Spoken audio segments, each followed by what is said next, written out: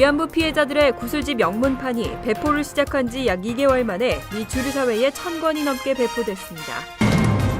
연방정부에 수정된 정부 보조금 내역서의 재발송이 늦어지면서 약 8만 명이 소득세 신고에 불편을 겪고 있습니다. 연방대법원이 위스콘신주의 투표자 신분 확인법이 유효하다고 결정했습니다. 뉴욕시의 플랜 YC 정책에 올해부터는 시민들의 의견을 반영합니다. 설문조사에는 한국어 양식도 포함됐습니다.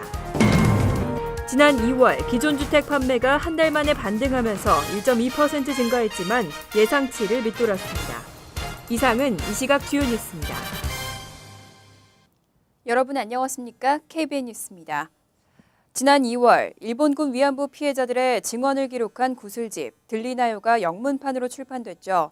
배포를 시작한 지 약 2개월 만에 유명 정치인과 교수 등 미 주류 사회에 1,000권이 넘게 배포됐습니다. 앞으로도 워싱턴과 LA 등의 미 주요 도시에 계속 전달될 계획입니다. 박민기 기자가 보도합니다. 사이버 위안부 역사박물관에 일본군 위안부 피해자 12명의 증언을 기록한 구술집 들리나요 영문판이 미국 주류 사회에 이목을 집중시키고 있습니다. 지난 2월 출판 기념식을 가진 구술집 들리나요는 배포를 시작한 지 2달여가 지난 현재 발간된 2만여 권 중 약 1,200건 정도가 배포됐습니다. 미국 주류 사회를 중심으로 전달된 구술집은 스캇 가렛 미 연방 하원의원과 마이크 혼다 연방 하원의원을 비롯해 짐 테데스코 뉴저지 버겐 카운티장 등의 주목을 받았습니다. 지금까지는 한 1,000여 건 정도 지금 배포가 되고 있고요. 퀸 구아라노 주지사를 비롯해서 스캇 가렛 또 우리 혼다 의원 위시에서요. 뉴저지 같은 경우에는 프리홀더 전원에게 배포가 되었고요. 우리 카운티장님이 도와주셔서 굉장히 빠른 시간 내에 배포할 수 있었습니다. 사이버 위안부 역사박물관은 지난 16일 위안부 문제를 세계에 알리기 위한 목적으로 일본군 위안부 피해자 추모실도 제작했습니다. 우표를 아무래도 붙이면은 아무래도 많은 분들이 이게 어떤 내용이냐 궁금해할 수 있을 것 같아서 마케팅 효과도 있고 또 이런 배포 프로젝트를 하기 위해서 여러분들께 후원해 주시는 분들이 계세요. 뭐 많게는 100불을 해주시는 분도 계시고 또 20불 해주시는 분들도 계신데 그분들에게 리워드로 이렇게 실우표를 지금 선물로 드릴 생각입니다. 현재까지 뉴욕과 뉴저지를 중심으로 배포된 위안부 피해자 구술집 들리나요는 앞으로 워싱턴, 시카고, LA 등 미 12개 주요 도시에도 전달될 계획입니다. KBN 뉴스 박민기입니다. 연방정부가 지난달 약 80만 명에게 보낸 정부 보조금 내역서에 오류가 있었다고 발표했습니다. 그런데 3월 초까지 수정된 내역서를 발송하겠다고 했는데 아직도 8만 명이 받지 못했습니다. 소득세 신고도 지연되는 등 불편을 겪고 있습니다. 연방정부는 지난달 20일 80여만 명의 정부 보조금 내역서에 오류가 있었다며 3월 초까지 수정된 내역서를 발송할 것이라고 밝힌 바 있습니다. 하지만 총 82만 명 가운데 지난 20일까지 74만 명에게만 수정된 내역서를 발송했다고 발표했습니다. 아직 내역서를 받지 못한 8만 명에 대해서는 이번 주 내로 발송 작업이 완료될 예정입니다. 정부는 잘못된 내역서에 근거해 이미 소득세 신고를 마친 사람들 가운데 수정된 내역서에 따라 추가로 세금을 내야 할 경우에는 다시 신고할 필요가 없다고 설명했습니다. 대신 수정된 내역서에 근거해 신고할 경우 더 많은 환급을 받을 수 있는 사람들은 이미 신고했더라도 다시 한번 신고하라고 밝혔습니다. 또 만약 소득세 신고 마감일인 4월 15일이 임박해도 수정된 내역서를 우편으로 받지 못했을 경우에는 연방건강보험거래소 웹사이트나 고객서비스센터로 알릴 것을 당부했습니다. 연방대법원이 투표자 신분 확인법이 유효하다고 결정을 내렸습니다. 인권단체가 반대하고 있지만 투표 때 사진이 부착된 신분증을 제시하도록 규정하는 것은 문제가 없다는 판결입니다. 연방대법원은 투표를 할 때 사진이 붙은 신분증을 요구하는 위스콘신주의 투표자 신분 확인법이 유효하다는 결정을 내렸습니다. 투표자 신분 확인법은 대통령 선거나 중간선거 등 각종 투표 때 운전면허와 총기 소지 면허 등 주정부가 발행한 사진이 부착된 신분증을 제시하도록 규정한 법입니다. 주로 공화당이 장악한 주에서 선거 부정 행위를 막는다는 이유로 도입하고 있습니다. 하지만 대법원은 지난해 10월, 11월 4일 중간선거를 앞두고 이 법을 시행하는 게 너무 촉박하다면서 해당 선거에는 적용하지 말라고 명령한 바 있습니다. 미국에서는 30개 주에서 신분 확인법이 제정됐고 대법원이 2008년 인디애나주에서 이를 허용한 뒤 텍사스와 조지아, 캔자스와 테네시주에서 엄격하게 적용하고 있습니다. 하지만 인권단체는 위스콘신주에서만 30만 명의 등록 유권자가 적절한 신분증이 없다는 이유로 투표를 하지 못하고 있다며 법에 반대하고 있습니다. 쉘던 실버 전 뉴욕주 하원의원장이 뇌물수수 혐의로 조사를 받고 있습니다. 지난해 말부터 공직자들의 부정부패 혐의가 잇따르고 있는데요. 앤드류 쿠오모 뉴욕주지사가 공직자 윤리개혁안을 발표하고 부패 척결에 나섰습니다. 공직자 윤리개혁안은 모든 정치인과 공무원은 $1,000 이상의 외부 수입을 공개하도록 하고 부패로 인해 유죄 판결을 받을 경우 연금을 몰수하도록 하는 내용을 담고 있습니다. 또 본선거 또는 특별선거 60일 전, 그리고 예비선거 30일 전에 선거 비용과 자금 내역을 공개하는 선거자금 개혁안도 포함됐습니다. 앤드류 쿠오모 주지사는 최근 정치인 비리에 대한 거센 비난 여론이 불거지면서 이 개혁안을 발표한 것으로 분석되고 있습니다. 실제로 퀴니피액 대학이 최근 발표한 여론조사 결과 뉴욕 주민 10명 중 9명은 정치인 부정부패가 매우 심각하다고 대답했습니다. 뉴욕 주민들의 89%가 정치인의 부정부패 비리가 매우 심각하다고 대답했고 전체 응답자 중 84%는 정치인들의 재산 공개를 요구했습니다. 또 54%는 의회의 비리 문제를 해결하려는 쿠오모 주지사의 노력 부족을 지적했습니다. 뉴욕시가 4년마다 발표하는 정책 플랜 Y씨에 올해부터는 시민들의 의견을 반영합니다. 특히 이번 설문조사에는 한국어 양식도 포함됐습니다. 뉴욕시가 4년마다 발표하는 정책 계획인 플랜 Y씨 2015 수립을 위해 한국어 설문조사를 실시하고 있습니다. 뉴욕시는 올해 처음 시민들의 의견을 반영하기로 결정하고 이를 위한 온라인 설문조사 양식을 한국어로도 제공하고 있습니다. 아시안 언어 가운데는 한국어와 중국어 두 가지만 포함됐습니다. 빌 드블라조 시장은 지속 가능하고 신뢰성 있는 정책 설정을 위해서는 입안자들이 시민들의 의견을 알아야 한다고 밝혔습니다. 설문은 객관식과 주관식을 합쳐 총 10개 문항으로 구성됐고 플랜 Y씨 2015가 발표되는 오는 4월 22일 전까지 계속됩니다. 한국어 설문조사 참여자의 숫자가 집계되는 만큼 한인들이 많이 참여할수록 시정부 정책 수립에 한인들의 입장이 적극 반영될 수 있을 것으로 전망되고 있습니다. 이번 조사는 뉴욕시 거주자가 아니라도 참여할 수 있으며 이민서비스국 등 시정부 70여 개 기관의 검토를 거쳐 플랜 Y씨 2015에 반영될 예정입니다. 대한항공과 아시아나항공이 미주 노선 항공요금의 담합으로 올 4월부터 배상금을 지급할 것으로 전망됐었는데요. 검증 작업이 계속되면서 다소 지연될 것으로 예상되고 있습니다. 7월쯤에야 검증 결과가 나올 수 있을 것이라는 예측입니다. 항공요금 담합의 집단소송 대리인 측은 지난 20일 공식 홈페이지를 통해 현재 배상금 청구에 대한 검증 작업을 실시하고 있지만 당초 예상보다 많은 시간이 소요되고 있다고 설명했습니다. 이어 당초 예상했던 4월보다 다소 지연된 7월쯤에야 검증 결과를 발표할 수 있을 것으로 기대한다고 밝혔습니다. 대한항공은 지난 2013년 12월 현금 3,900만 달러와 2,600만 달러 상당의 여행권 등 총 6,500만 달러의 배상금 합의안을 법원으로부터 승인받은 바 있습니다. 또 아시아나항공은 이보다 앞선 2011년 7월에 현금 1,100만 달러와 쿠폰 1,000만 달러 등 총 2,200만 달러의 배상금을 승인받았습니다. 지난 2월 기존 주택 판매가 한 달 만에 반등하면서 1.2% 증가했습니다. 하지만 전문가들의 예상보다는 적었는데요. 공급 부족으로 인한 가격 상승이 지속될 것으로 우려되고 있습니다. 미 부동산 중개인협회는 지난 2월 기존 주택 판매가 연간 환산 기준 488만 채로 한 달 전보다 1.2% 증가했다고 발표했습니다. 하지만 금융시장 전문가들의 예상 범위인 490만에서 494만 채보다는 적었습니다. 지난해 10월까지 5개월간 500만 채 이상을 유지했던 기존 주택 판매량은 지난달부터 2개월 연속 500만 채를 밑돌고 있습니다. 전문가들은 최근 이어진 공급 부족과 가격 상승에 예년보다 낮아진 일부 지역의 기온까지 겹치면서 주택 거래량이 늘어나지 못했다고 분석했습니다. 한편 지난달 판매된 기존 주택 가격의 중간값은 20만 2,600달러로 지난해 같은 달보다 7.5% 상승하며 36개월 연속 전년 대비 상승세를 이어갔습니다.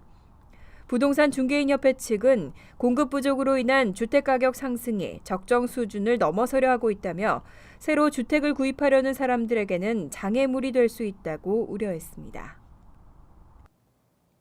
팰리세이즈 파크와 포트리 등 뉴저지 한인 밀집 지역에서 각종 범죄가 크게 늘었습니다. 또 운행 중 법규 위반으로 인한 적발도 급증했습니다. 대표적인 한인 밀집 지역 팰리세이즈 파크에서는 지난해 7월부터 올 2월까지 총 488건의 범죄가 적발됐습니다. 1년 전 같은 기간에 비해 22% 늘어난 수치입니다. 포트리에서도 6,391건에서 6,736건으로 5% 증가했고 레오니아도 305건에서 338건으로 11% 증가했습니다. 반면 북부에 있는 타운들은 대체적으로 범죄가 감소했습니다. 테너플라이에서는 총 범죄 건수가 455건에서 433건으로 줄었고 클로스터도 271건에서 240건으로 감소했습니다. 하지만 운행 중 법규 위반 적발은 대부분의 한인 밀집 타운에서 급증했습니다. 포트리는 9,986건에서 13,788건으로 38%, 레오니아에서는 3,029건에서 3,541건으로 17%가 증가했습니다. 테너플라이에서도 305건에서 1,154건으로 278%나 늘었고 클로스터에서도 948건에서 1,302건으로 37% 증가했습니다. 단 팰리세이즈 파크는 지난 12월 신호위반 감시 카메라 운영이 종료되면서 5,241건에서 3,036건으로 42% 감소했습니다. 한겨울 동안 계속된 폭설과 제설 작업으로 요즘 도로 사정이 말이 아니죠. 도로 이곳저곳이 움푹 패여서 운전자들이 불편을 겪고 있는데요. 뉴욕시 주요 고속도로와 시내도로 70% 이상이 상태가 불량한 것으로 조사됐습니다. 비영리 교통연구그룹인 트립이 발표한 도로 상태 보고서에서 뉴욕시 주요 고속도로와 시내도로의 43%가 매우 불량한 것으로 나타났습니다. 이외 30%도 다소 불량한 상태로 조사됐습니다. 트립은 상태가 나쁜 도로에서 운전하면 자동차 수명이 줄어들고 고장이 잦아지며 타이어 교체 시기가 빨라지면서 운전자에게 경제적 손실을 안기게 된다고 경고했습니다. 이런 불량 도로 때문에 뉴욕시 운전자들은 연평균 차량 보수비로 $694를 지출하고 있는 것으로 나타났습니다. 트립은 파톨 피해를 최소화하기 위해 운전자들이 차량 타이어의 압력을 적정 수준으로 유지하는 것이 중요하다고 당부했습니다. 또 겨울철에는 타이어가 쉽게 마모되는데 상처가 난 타이어의 틈에 수분이 침투하면 타이어 내부의 스틸벨트가 산화될 수 있다며 수시로 점검을 받으라고 당부했습니다.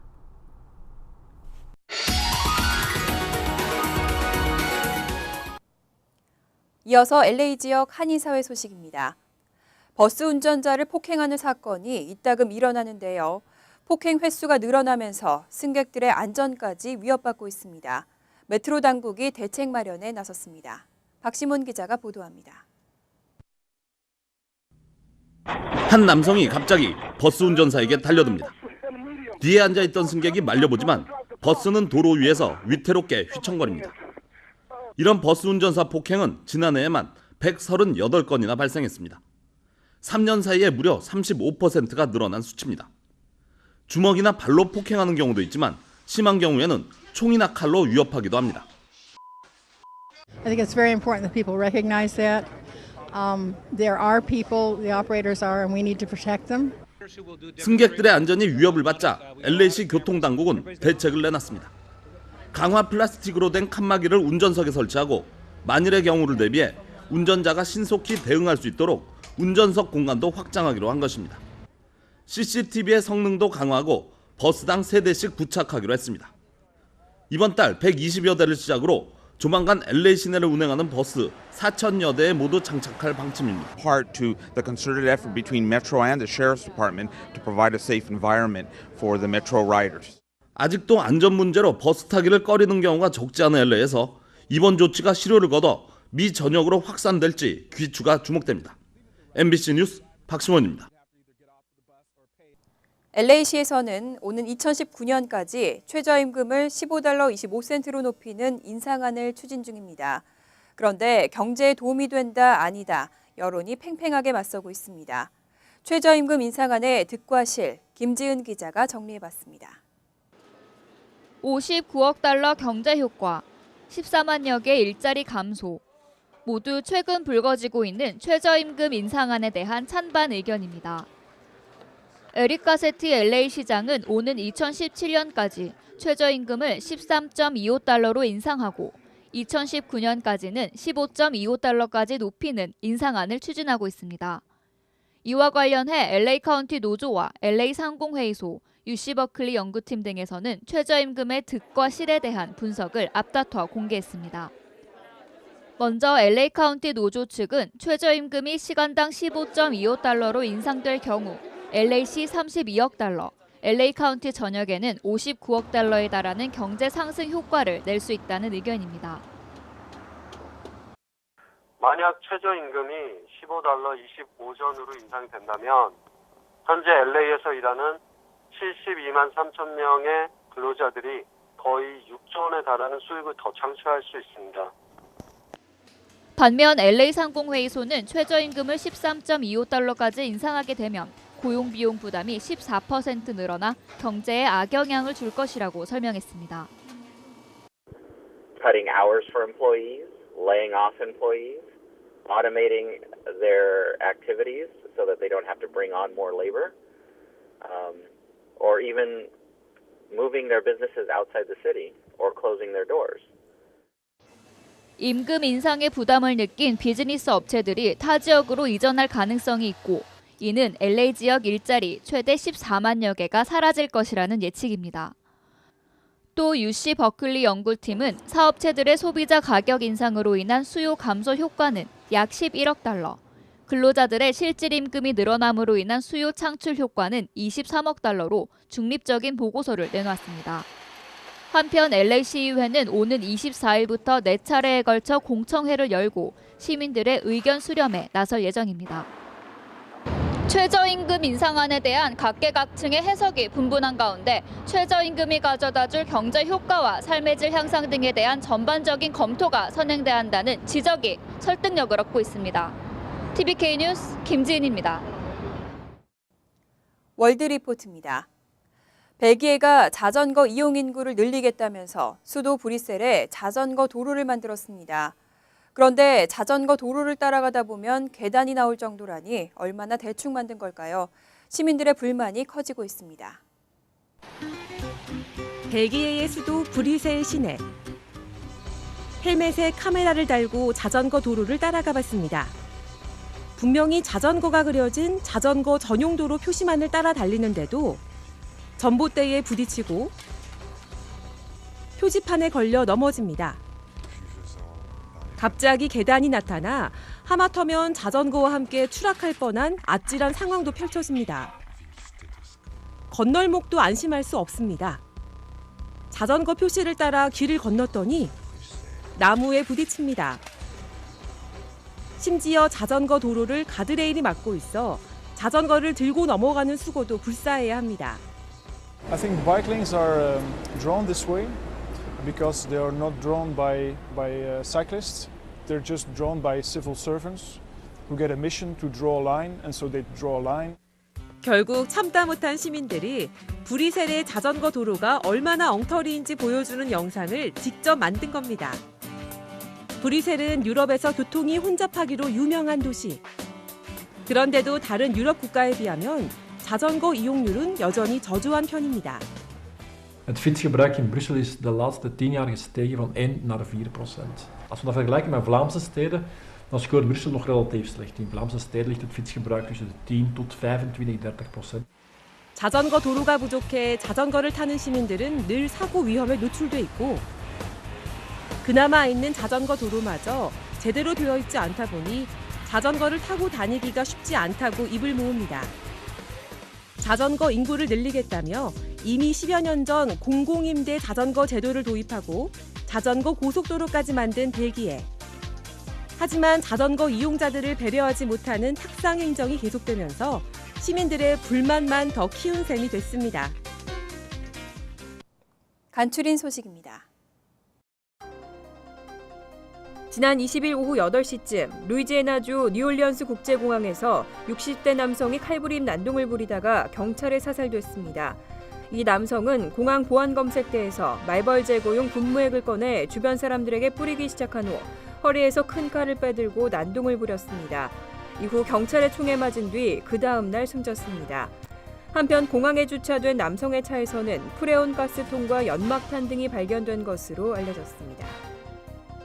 브루클린의 한 주택에서 화재가 발생해 어린이 7명이 숨지는 사건이 발생했습니다. 뉴욕시 소방국은 21일 자정 유대인 가족이 살고 있던 브루클린의 단독주택에서 화재가 발생했다고 밝혔습니다. 1층 부엌에서 시작된 불은 곧바로 2층 침실까지 번졌고 당시 아이들의 어머니와 막내아이는 창문 밖으로 뛰어내려 목숨을 건졌습니다. 하지만 자매 3명과 형제 4명은 사망했습니다. 뉴욕시가 유아나 아동들을 대상으로 제공하는 차일드 케어 서비스 정보를 제공하는 포털 웹사이트 차일드 케어 커넥트를 일반에 공개했습니다. 이에 따라 신생아나 유아 또는 13세 미만 아동을 둔 학부모들은 웹사이트에서 계정을 생성하고 자신의 거주지 정보를 입력하면 집에서 가장 가까운 차일드 케어 센터의 정보를 확인할 수 있습니다. 또 센터의 시설이나 위생검열 등의 기록도 제공됩니다. 퀸즈 YWCA가 오는 24일 낮 12시 30분부터 플러싱 회관에서 노인과 서민 아파트 워크숍을 개최합니다. 이번 워크숍에서는 수입의 30%만 렌트로 내면 되는 노인 아파트와 중저소득층을 대상으로 하는 서민 아파트의 신청 자격과 방법, 준비 요령 등이 소개됩니다. YWCA는 워크숍 후에는 희망자들의 예약을 받아 실제로 신청서 작성 등도 돕겠다고 밝혔습니다. 환율과 증권 소식입니다.